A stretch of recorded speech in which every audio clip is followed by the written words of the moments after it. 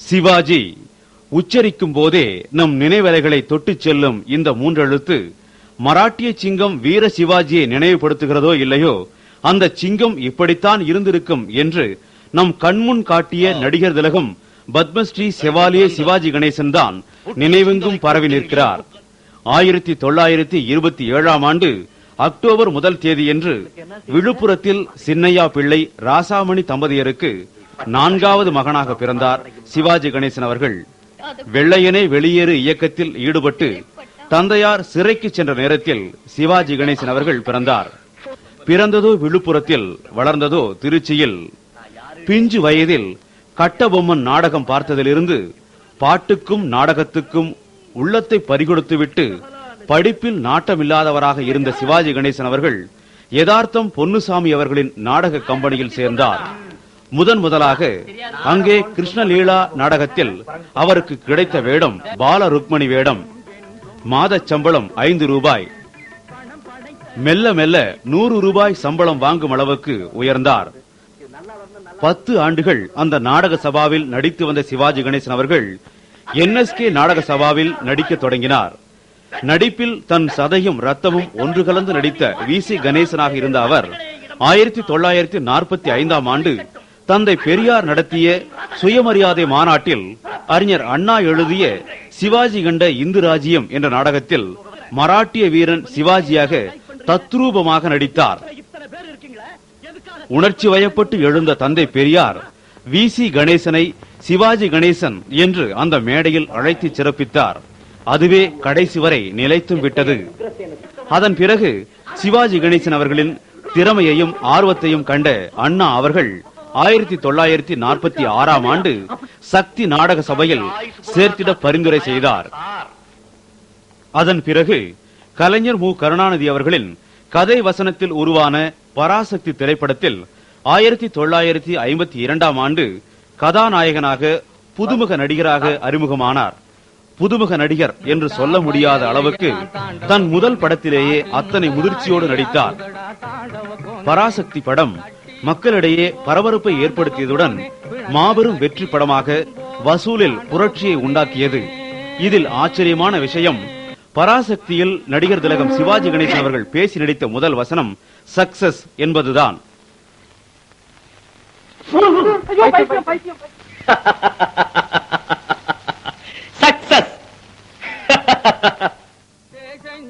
நடிகர் திலகத்தை அறிமுகப்படுத்திய இயக்குநர்கள் கிருஷ்ணன் பஞ்சு. மளமளவென்று படங்கள் குவிந்தன. அவருடைய நடிப்புக்காகவே மக்கள் விரும்பி பார்த்தனர். இயங்கு முகம் என்று சொல்லும்படி முகத்தின் ஒவ்வொரு அங்குலமும் நடித்த அதிசயத்தை மக்கள் பார்த்தனர். காதலா, வீரமா, நகைச்சுவையா, வில்லத்தனமா, வெகுளித்தனமா, புரட்சியாளனா, சரித்திர வீரனா, எதுவாக இருந்தாலும் நடிப்பினால் கண்முன் கொண்டு வந்து நிறுத்தினார் சிவாஜி கணேசன். இதன் காரணமாகவே தென்னகத்தின் மார்லன் பிராண்டோ என்று அறிஞர் அண்ணா அவர்கள் பாராட்டினார். மார்லன் பிராண்டோ ஒருமுறை நேரடியாக சிவாஜி கணேசன் ஒரு சிறந்த நடிகர் என்று பாராட்டியுள்ளார்.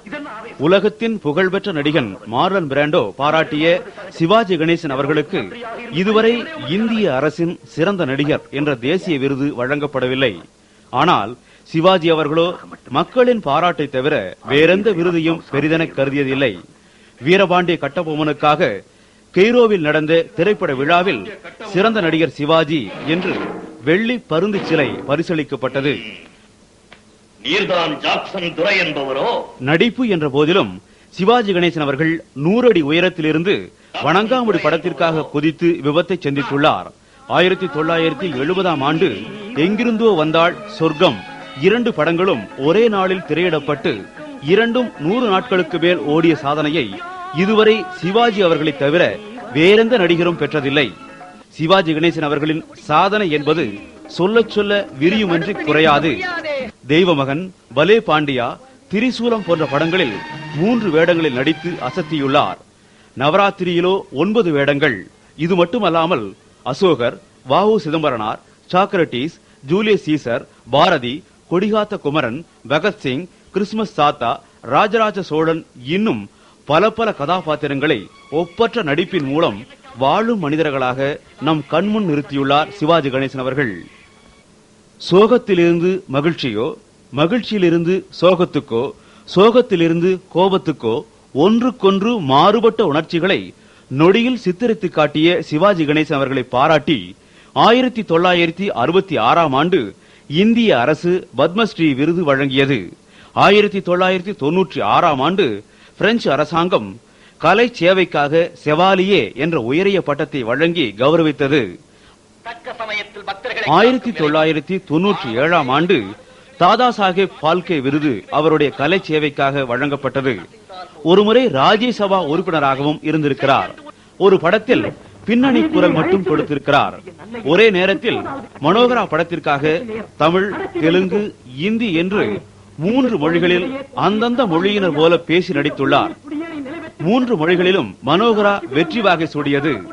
நடிப்பின் இமயம், நடிப்பு பல்கலைக்கழகம், நடிகர்களின் தலைவர் என்று அன்போடு அழைக்கப்பட்ட சிவாஜி கணேசன் அவர்களை நடிகர் திலகம் என்று பேசும் படம் பத்திரிகையும், நம் பரதன் என்று மூதறிஞர் ராஜாஜியும், நடிக மன்னன் என்று அறிஞர் அண்ணாவும், உலக பெரும் நடிகர் என்று எம்ஜிஆர் அவர்களும், நடிப்பு சக்கரவர்த்தி என்று ஏவிஎம் அவர்களும், கலைக்குரிசில் என்று இலங்கை வானொலியாலும் அழைக்கப்பட்டதுடன் வீரத்திலகம், கட்டபொம்மன், கலை விளக்கு, கலை உலக சக்கரவர்த்தி, கலை விருட்சம் என்று பாராட்டுக்கள் ஏராளம் ஏராளம்.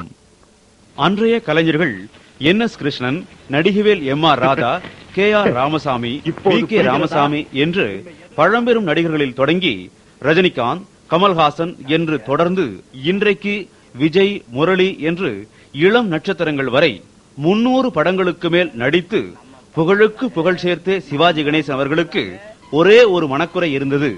அது கலைஞர் மு. கருணாநிதி அவர்கள் வசனம் எழுத தந்தை பெரியாராக நடிக்க வேண்டும் என்பது. அந்த கனவை மெய்யாக்காமல் ஆத்மா இந்த மண்ணை விட்டு பிரிந்து நம்மையெல்லாம் ஆறா துயரத்தில் ஆழ்த்திவிட்டது. நம்முடைய கண்ணீர் துளிகளுக்கு ஆறுதல் இல்லை.